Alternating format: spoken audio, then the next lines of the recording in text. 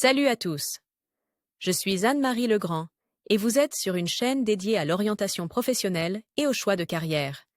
Si ce sujet vous intéresse, abonnez-vous.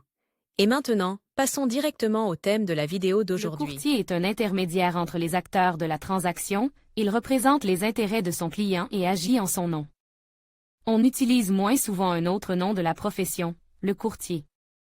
En général, lorsqu'on parle d'un courtier, il s'agit d'un spécialiste qui travaille dans les bourses ou sur le marché des valeurs mobilières. Par ailleurs, le Centre d'orientation professionnelle ProfGuide a récemment mis au point un test d'orientation professionnelle précis, qui vous indiquera les professions qui vous conviennent et donnera une conclusion sur votre type de personnalité et votre intelligence. La profession convient à ceux qui s'intéressent à l'économie et aux sciences sociales, voire choisir une profession en fonction de l'intérêt pour les matières scolaires. Lire aussi brève description.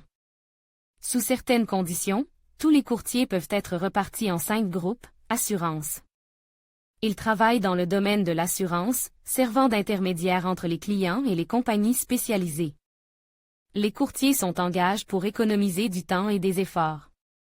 Ils aident souvent le client à rassembler tous les documents nécessaires pour recevoir le paiement d'une demande d'assurance.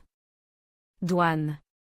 Travaille avec des particuliers et des entreprises pour résoudre tous les problèmes liés aux autorités douanières.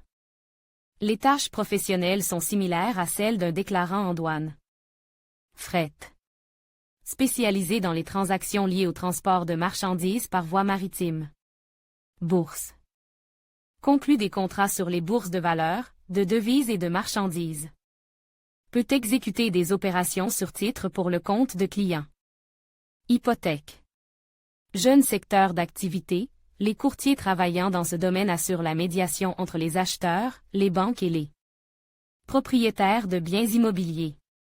Ils aident le client à choisir l'offre la plus favorable et participent à l'exécution de la transaction. Les courtiers ont de nombreuses spécialisations, car ils peuvent s'occuper de biens immobiliers, de voitures, de prêts et d'autres opérations.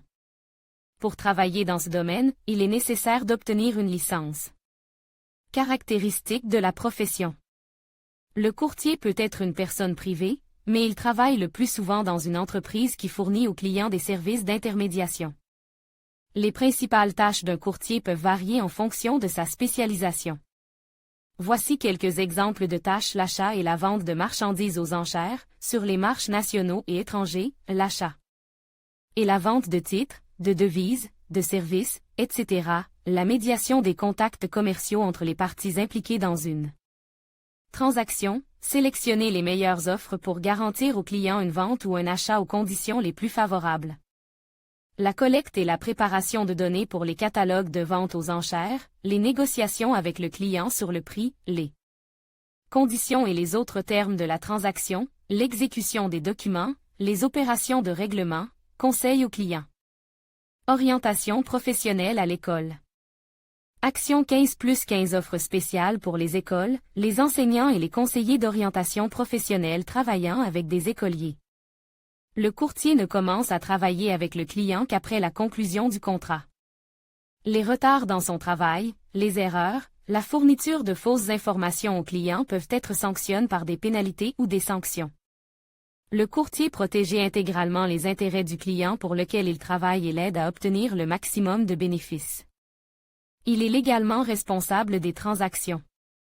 Le marché du courtage est apparu relativement récemment dans les pays de la CEI, mais le travail de ces spécialistes est déjà entièrement réglementé par la législation.